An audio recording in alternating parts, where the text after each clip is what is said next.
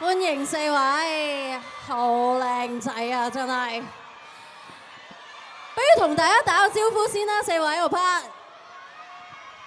Hello， 大家好，我哋係 Mirror。Hello， 我係 Eden。Hello。係，我係姜濤。Hello， 我係 Jeremy。Hello， 大家好，我係 Anson Lo。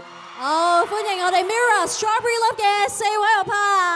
嗱，幾位咧，我哋不如傾下偈先啦，因為咧都去咗韓國玩得好開心啦。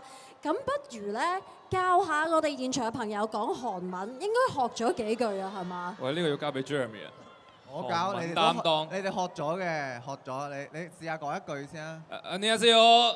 안녕하세요，我哋一齊 repeat 好唔好啊？안녕하세요。안녕하세요。 안녕하세요， 여러분，잘 지냈어요。 哇！好有 feel 啊！大家覺得好唔好啊？意思係。哦，講得好唔好啊？咁點樣講好咧？非常好，點講啊？좋아요。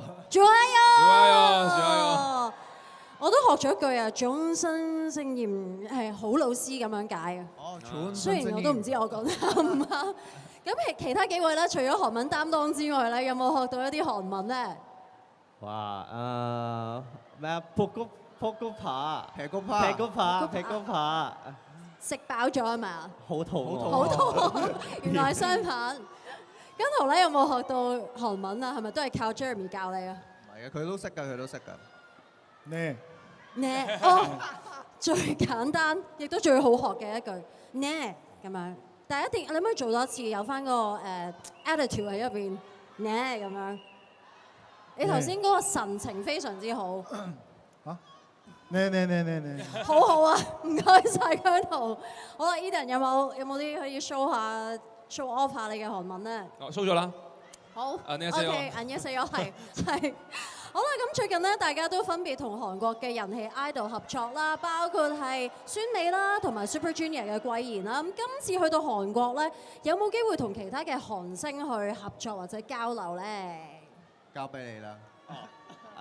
今次我哋去咗韓國啦，咁就同咗一個超級嘅大前輩啦嘅，我諗係 K-pop 嘅大前輩嘅就見面啦。咁佢都 show 咗我哋去參觀佢嘅工作室啊，甚至同我哋拍埋一啲 dance challenge 啊。哦，即係拍咗 reels 添嘅係嘛？係啊。哇！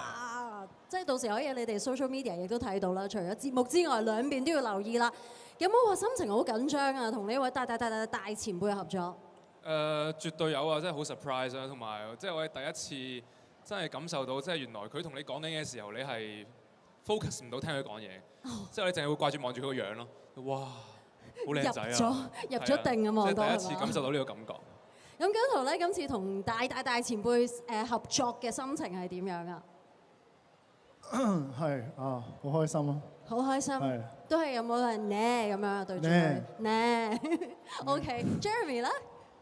因為呢個大前輩其實都真係有聽開 K-pop 嘅人都一定會知道嘅人，咁所以第一次見到佢嘅時候係好 surprise，係覺得哇，好似有一個神話級嘅人物突然之間出現咗喺你面前咁樣，覺得好神奇咯！即刻好想多謝公司係嘛？係啊，多謝公司可以自肥啊！依家係可以自肥。嗱，咁知道今次咧，即係有一個特別人物啦，就係花姐啦。今次陪住大家喺韓國玩嘅喎，咁不如我哋又爆下料啊！你哋四位覺得花姐係一個點樣嘅女伴呢？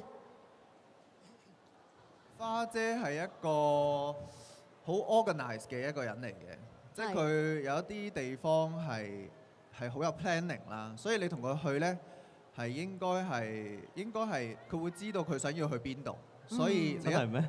唔係咩？真係咩？我哋好似冇正式同過花姐去旅行喎。係咯。今次係第一次啊嘛。即係每一次都係工作，所以佢都係一個工作模，佢都係照顧得我哋好好啊，我哋起身啊，跟住即係其實今次呢個節目行程佢都係 keep 住參與啦，即係好多集數都會見到佢，而佢都有好多好精彩嘅演出啦。咁所以佢今次係即係辛苦佢啦，即係唔止係湊住我哋，仲要一齊去參與呢個節目，一齊去諗，一齊去玩。有冇俾我哋逼上台咁樣嘅？哦，真係啊！有冇見到花姐嘅大突破咧？突破啊！絕對有啦，造型上啦，造型上有好大嘅突破㗎。佢都有同我哋一齊玩某啲項目嘅。 OK，咁大家一類似定要花仙子嘅造型咁咯。花仙子啊！哇我哋好，OK，期待啊花仙子。明白。Strawberry Love 加花仙子應該係好有火花，我哋咧一定要期待節目睇下花姐演出添啦。好啦，咁啊亦都知道咧，你哋今次個行程非常之緊湊啦，咁啊好豐富嘅。有冇話邊一個 item 咧特別難忘，或者哇好辛苦，又或者特別中意咧？不如姜濤講先啦。哦，item 係係啊item 哇！突然之間諗唔起添。有冇啲好辛苦真係覺得？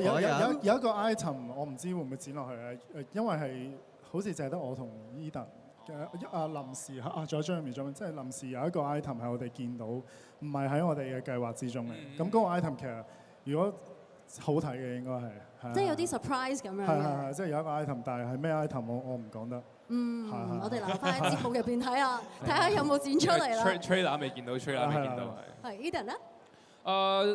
trailer 見到嘅咯，嗰個執事 cafe 啦。哦，頭先見到嗰個佢哋都尖叫完一輪㗎啦。嗰個係真係好特別、好難忘嘅，即係因為我哋真係去到現場，跟住真係學點樣去做，然後真係現場有人教我哋，跟住同埋我覺得 Jeremy 係天生食呢行飯，即係佢個，淨係個 look 已經係，即係佢，你要唔要示範下呢個學咗嘅？準備3、2、1。你啊，格斯啊！即係佢係完全係入咗個血度啊！即係我見到佢個造型真係哇，真係好襯佢，所以啱啱呢句係咪大小姐咁嘅意思啊？係啊，大小姐。大小姐滿唔滿意啊？哦 Angelo 咧，你有冇話最難忘嘅 item 係乜嘢咧？我最難忘嘅 item 應該係我哋去咗一個古色古香、有歷史性嘅一個地方，然後我哋cosplay， 即係我哋着咗一啲韓國一啲比較 traditional 啲嘅古服啦，係啦，咁我哋就有啲做咗幾個小劇場咯，一啲浮誇搞笑版嘅小劇場，我覺得幾得意嘅，係啦。